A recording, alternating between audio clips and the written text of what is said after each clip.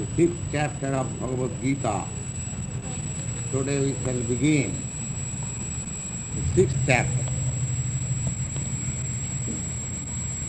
In the sixth chapter, you will find the process of yoga. We have heard many times of the yoga system. The yoga system is approved by Bhagavad Gita. But the system of yoga as prescribed in the Bhagavad Gita, it is specially meant for purifying your status. Karma shuddhasya viditatmana. Karma shuddhasya viditatmana. To control the senses and to purify the process of work. That is the purpose of yoga. Yoga means to purify the process of our activity and to control the senses. See, Bhagavan Uvacha. Bhagavan, the other day we have explained who is Bhagavan. Bhagavan is the last word of the absolute truth. The absolute truth is realized in three phases: impersonal Brahma, localized Paramatma, super soul, and ultimately as the Supreme Personality of God. Ultimately, Bhagavan, or the Supreme Absolute Truth, is person. And secondarily, he is all-pervading super soul. And the Brahma Jyoti, effulgence. So here it is said, see, Bhagavan Uvacha. Bhagavan means the proprietor of everything and all powerful, all he has got all famous. Nobody can be more famous than God, and all beautiful and full of knowledge and full of renunciation. Full of opulence, at the same time full of renunciation. Here, in the material world, you will find if a rich man has got great opulence, he is not liking to give it up. He does not like to renounce. But in the Supreme Personality of Godhead, you will find full of all opulence, but at the same time full of renunciation. The sixth qualification: proprietor of all opulence, all famous, all strength, all beauty, all knowledge, and all renunciation. Anywhere you find all these six qualifications in full, he is the Supreme Personality of God.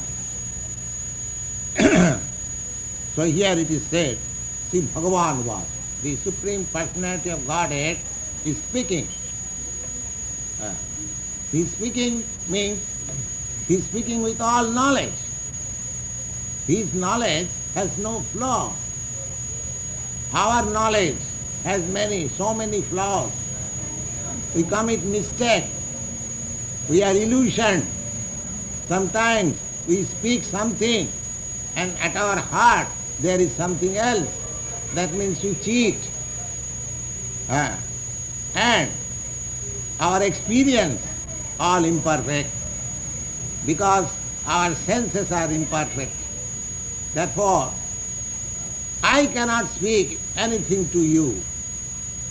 Oh, if you ask me, Swamiji, then what you are speaking? I am speaking simply what the Supreme Personality Godhead has said. I am just repeating the same words, that's all. Oh. Don't think that I am speaking. I am simply an instrument.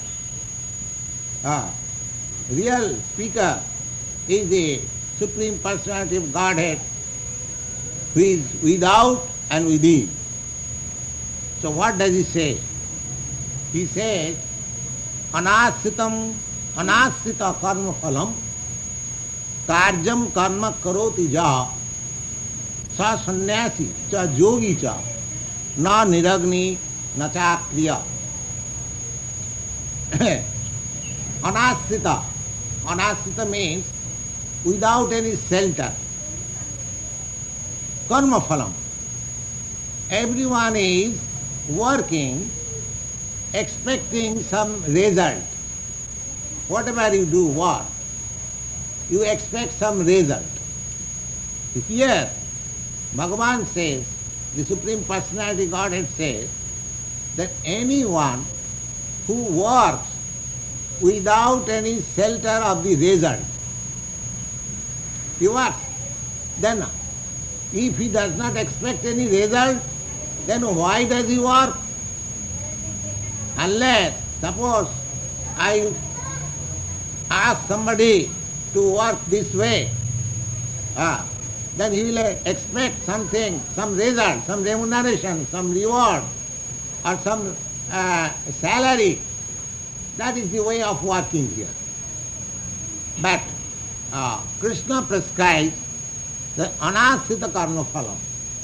One who works without any expectation of result or reward. Then why does he work? Karjam. It is my duty. It is my duty. Not with a result, but as duty. I am duty bound to do this. Karjam karma karoti ja. In such a way, if somebody works, sa sannyasi, he is actually in the renounced order of life. There are 4 stages of life according to Vedic culture. We have many times explained to you that brahmachari, grihastha, vanaprastha and sannyasi.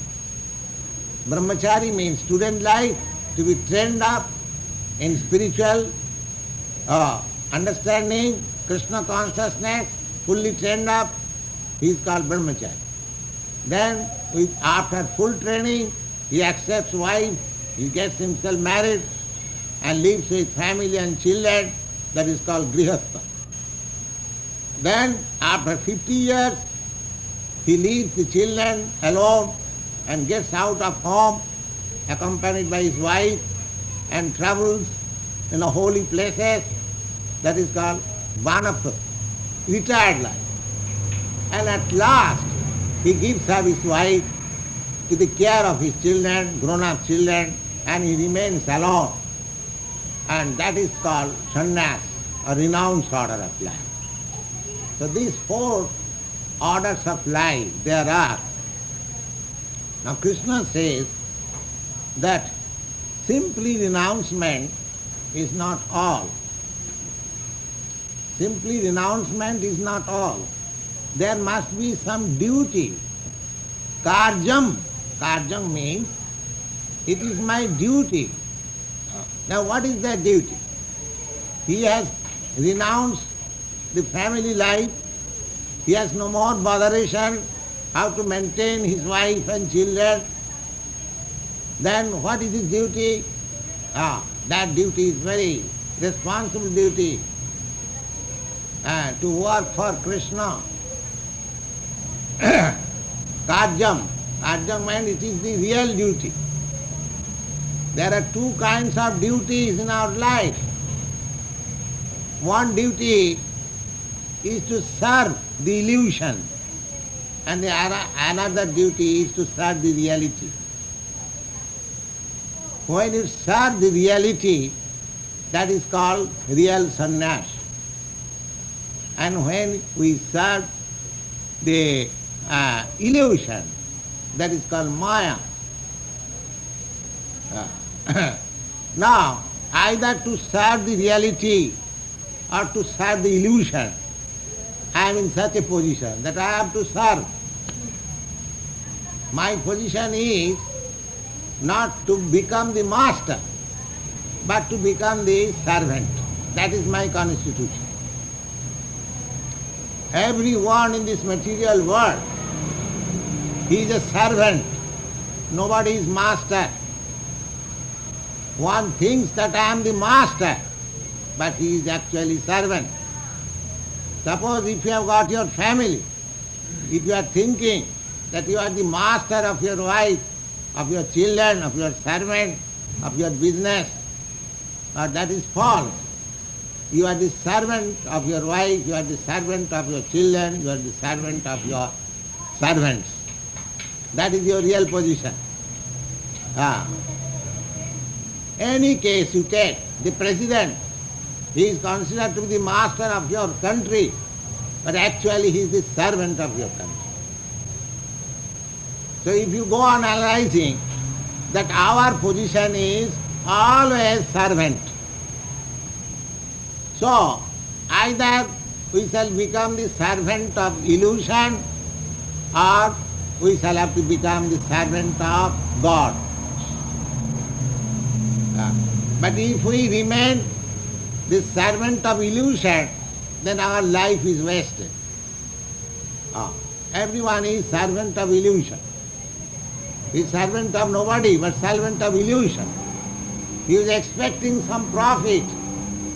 For serving, he is expecting some profit, but that profit is transient and illusion. Therefore, he is servant of illusion. And when a person becomes to his real senses, transcendental senses or jnana, when he becomes actually the person in knowledge, then he becomes the servant of the reality. Because I am servant always, this way or that way. So knowledge means, then why shall I serve the unreal illusion? Let me serve the reality. If my business is to serve or nothing to be, never to be master, always to serve, then why I shall serve the illusion? Let me serve the reality. That sense is called knowledge. So anasita karma phalam, sannyas, renounced order of life means one who is in perfect knowledge, he can take sannyas. Otherwise, if he takes all of a sudden the renounced order of life, he will create misery for himself and misery for others. In full knowledge, that's sannyas. So here, how that full knowledge is exhibited after sannyas, that is explained here by the Supreme Personality of Godhead. What is that? Karjam.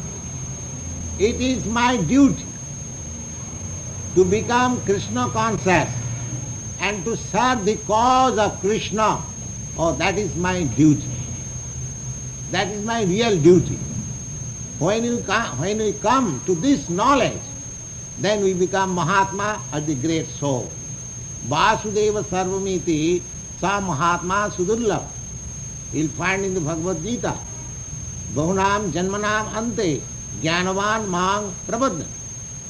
After many, many births, when a person, when a soul is perfectly elevated to the platform of real knowledge, transcendental knowledge, then what does he do?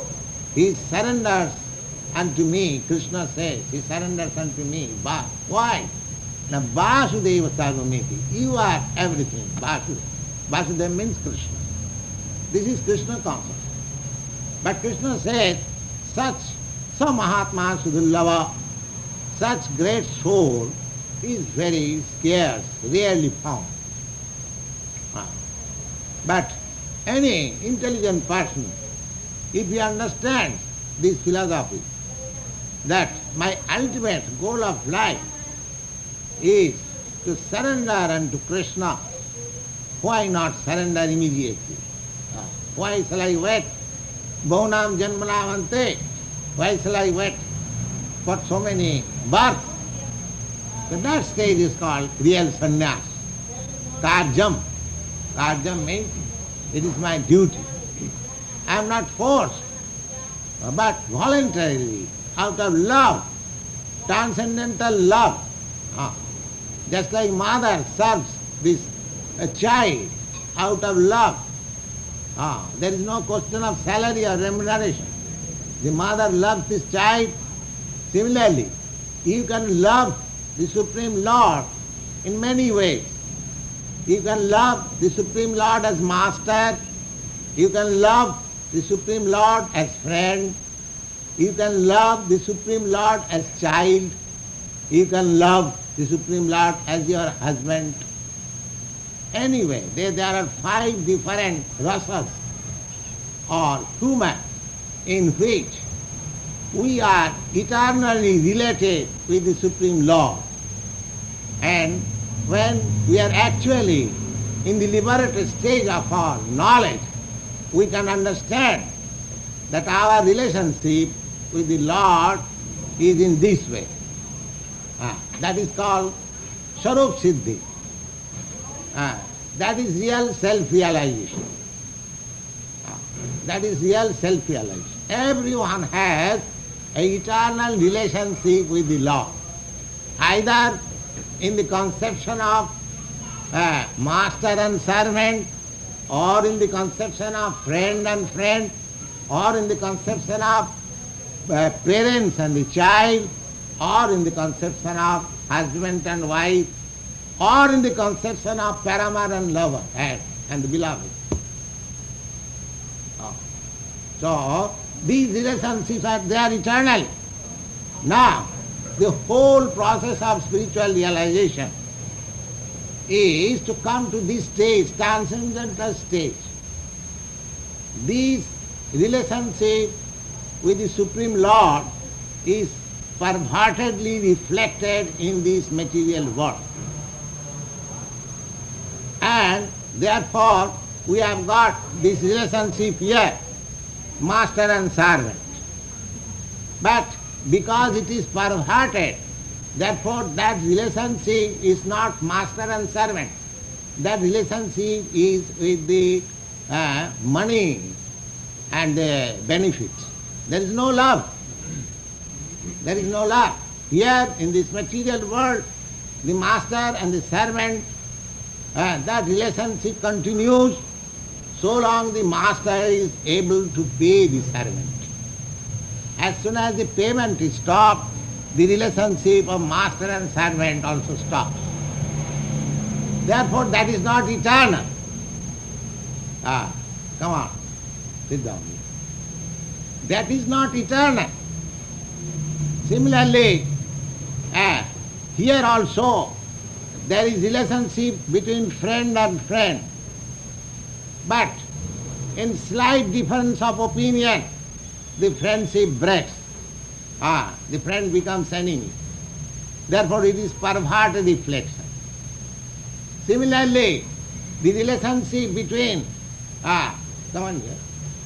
relationship between mother and son, a slight difference of opinion breaks the relationship, and the son becomes out of the relationship of mother, mother becomes out of the...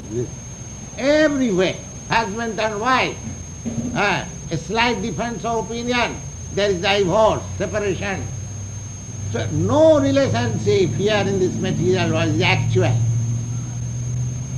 Always remember that all relationship in this material world is perverted reflection of that relationship which we have got eternally with the Supreme Personality of God. It is simply reflected, just like the sun shines and the sunshine is reflected in the glass, and that reflection comes to your... in my apartment, at 6 o'clock, the sunshine comes from the western side, eastern side. Then in the evening, the sunshine cannot come from the eastern side. The sunshine comes from the western side. But it is coming because it is reflected through a glass in the opposite house. This is the idea of reflected. That reflection of the sunshine is not real, but it appears just like sunshine. Similarly, all our relationship here, either as master and servant, or as friend and friend, or as parents and child, or as husband and wife, or as lover and the beloved, any relationship, whatever we see here, that is the perfect reflection of our eternal relationship with God. So, when we come to that and the platform of understanding, then we are perfectly in knowledge. So when that knowledge comes, here it is stated, he takes the service of the Lord, Krishna consciousness, karjam. Karjam means it is my duty. Because I have got my eternal love relationship with Krishna. There is no question of remuneration. Of course, remuneration is there 1,000 times more than what remuneration we get here by rendering our service. Krishna 1,000 times, not 1,000 times, because there is no limit. There is a very nice story of a great devotee, Bali Maharaj. Bali Maharaj was a very powerful king, and he conquered over the heavenly planets. So the denizens of the heavenly planets, they appealed to the Supreme Lord to save them, that we are now conquered by the demonic king, Bali Maharaj. So Bali Maharaj and Kṛṣṇa took the shape of a dwarf and went to Bali Maharaj for begging as a Brahmin boy. And he approached him, Bali Maharaj, I want something from you. You are a great king. You give in charity to the Brahmins. So I want something from you. The Bali Maharaj said, yes, I shall give you what you want. Now I want land of three, in the measurement of my soul, 3 soul measurement, that's all. So he was a boy, his soul was not very long. The Bali Maharaj said, what he will do is a small piece of land. But he said, yes, that will suffice me. If you promise this 3 measurement of my 3 palms land, that will suffice. Then Bali Maharaj agreed, and by his 2 measurement of the palm, he covered the whole universe. Then he is asking, Bali Maharaj, now whatever you got, now it is finished by 2 feet, by 2 measurement of my palm. Now where I am going to keep my third one? Then Bali Maharaj understood that it is a favor of the Supreme Lord.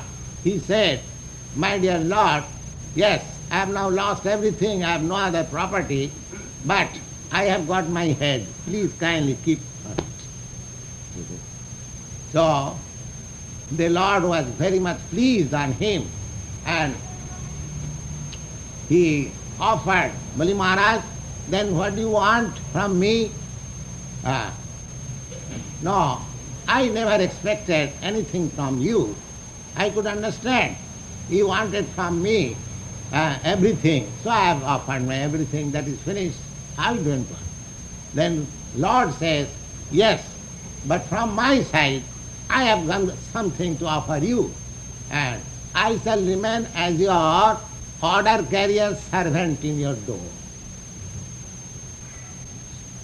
So he remained always, just like we are sitting here, There may be some doorman. The Lord became his doorman. So that is the return. If we offer something to Lord, that is rewarded in many millions of times. So we should not expect. The Lord is always serious to return the service of the servant, of his devotee. So there are many devotees. This devotee, Bali Maharaj, is surrendered everything for the service of the Lord. So he became a famous king. Sarvatma sapane abhavad bali vaiyasiki. So now, anyone who thinks that service of Kṛṣṇa or service of the Lord is my duty, he is the man in perfect knowledge. Sa sannyasi. Sa sannyasi cha yogi cha. And is actually yogi. We have heard the names of so many yogis, but here Kṛṣṇa says in the Bhagavad Gita, he is actual yogi, who has surrendered himself fully unto me, and he is engaged in my service as a matter of duty. That's all. Sa sannyasi sa yogi cha, na niragni na chakriya, na niragni. Niragni means those who have left home in the varnashram dharma. One who is a householder, he has to perform daily yajna. So there is fire. Still you will find the Parsis, they are fire worshippers. So this fire worship is recommended in Vedic literature. So grihasthas or the householders, they are expected to offer sacrifice in the fire daily. Ja sannasamiti prahu yogam tad vidhi pandava na jasangnasta sankalpa yogi bhavati kṛṣṇa. Now here's a very important point. Jang sannasamiti prahu. Lord Sri Kṛṣṇa in the steps of Jung, that whatever is known as sannyas, renounced order of life, that is also yoga. Yoga system and sannyas, there is no difference. Because everything on the yoga system, this Bhagavad Gita is also known as yoga system. You will find here three kinds of yoga: karma yoga, jnana yoga, and bhakti yoga. So, just like you have got a staircase to rise up to the 5th or 6th or 10th floor, or more than that, the whole staircase or the lift service is called yoga. Now, somebody may be in the 5th floor, somebody may be in the 10th floor, somebody may be on the 50th floor, but the same lift service is going. So you check the lift service as the yoga connection between the highest story to the down. Anyone who has elevated himself to a certain platform, someone is called karma yogi, someone is called jnana yogi, someone is called dhyana yogi, someone is called bhakti yogi. So there are different kinds of yoga in this conception. Otherwise, this lip service, yoga service is the same. It is the difference is between the elevation point. So similarly, jang sannyasam iti prahu yogam tang vidhi pandava. Oh Arjuna, Pandava means the son of Pandu, Arjuna. You can understand that what is sannyas and what is yoga, they are the same principle. They are the same principle. How? Na dhasangnasta sankalpa yogi bhavati kṛṣṇa. Because without being freed from desire of sense gratification, nobody can become either a yogi or a sannyas. Everyone is trying to have some profit out of his activities. There are many yogis, they perform yoga system or teach yoga system for some profit.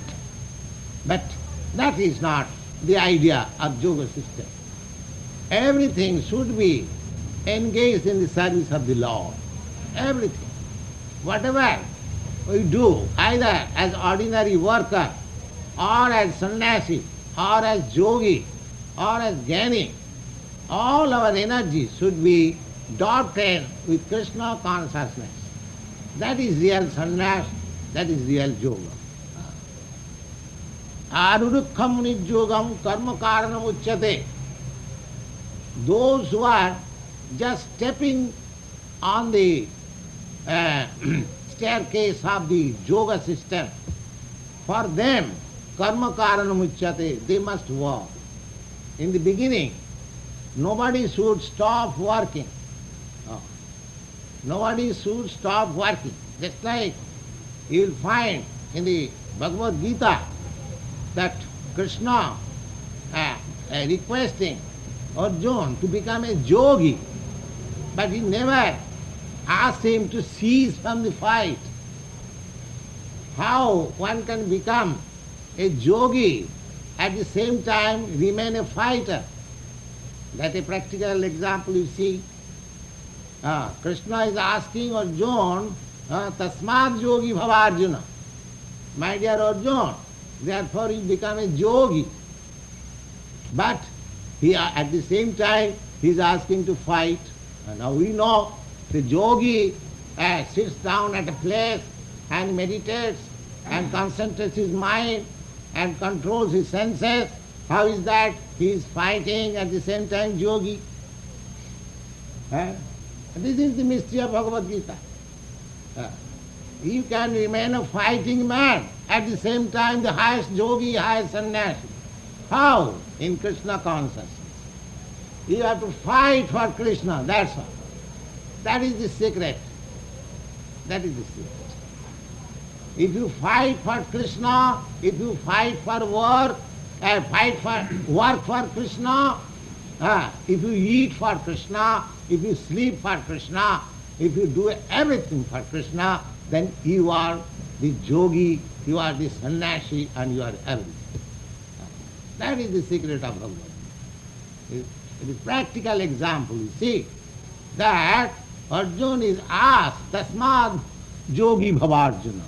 My dear, now you will find in this chapter, Kṛṣṇa will instruct Arjuna how to become a dhyana yogi. That is meditation, yogi in meditation. He will ask Arjuna in this chapter, and he will find Arjuna will say, my dear Kṛṣṇa, it is impossible for me. It is impossible for me. The system which you recommend for meditation is not possible for me. And actually also, although the instruction of yoga system is offered to Kṛṣṇa in very full detail, you will never find in the history of Arjuna's life that ever he became a meditator. Ever. Then how he became the most perfect yogi? That we'll find at the end of this chapter, that one who is always thinking of Krishna. Yoginam api sarvesam madgata antaratmana sadhyavan bhajati jumam samejukta tamo mataha. Krishna, when he saw that Arjuna is declined, then he said, my dear Kṛṣṇa, my dear Arjuna, you are the highest yogi. You are the topmost yogi. Why? Because you are always thinking of me. That's all. You have no other business than to think of me. This is the yoga system, this is the sannyas system, this is the jnana system, all perfection of jnana, yoga, dhyana, and whatever, sacrifice, charity, and penance, all the recommended activities for spiritual realization ends in Krishna consciousness. So if you directly become Krishna conscious, then you are yogi, sannyasi and everything. As it is stated here, sa sannyasi sa yogi cha. He is sannyasi, he is yogi and he is everything. Is everything. So this simple method to become Kṛṣṇa conscious is the highest perfection of life. Therefore this society established for Kṛṣṇa consciousness. And the techniques are there in the Bhagavad Gita and there are Srimad Bhagavatam. Just try to accept this principle of life and this human form of life will be successful and perfect by Kṛṣṇa consciousness. So arurukha munit jugam karma karanam uchyate, those who are in the preliminary stage, they should always work for Kṛṣṇa. Always, they must find out always some duty. What is there to work now for Kṛṣṇa consciousness? Karma karanam uchyate. They should not remain idle for a second. Always find out some duty. That is meditation. How I shall work for Kṛṣṇa? Arurukha munit jugam karma karanam uchyate, yogarurasya tasyaiva samak karanam uchyate. And when one is advanced in perfect stage of that Kṛṣṇa consciousness, then he may not physically work, but because within himself he is always working for Kṛṣṇa. Samak karanam uchyate.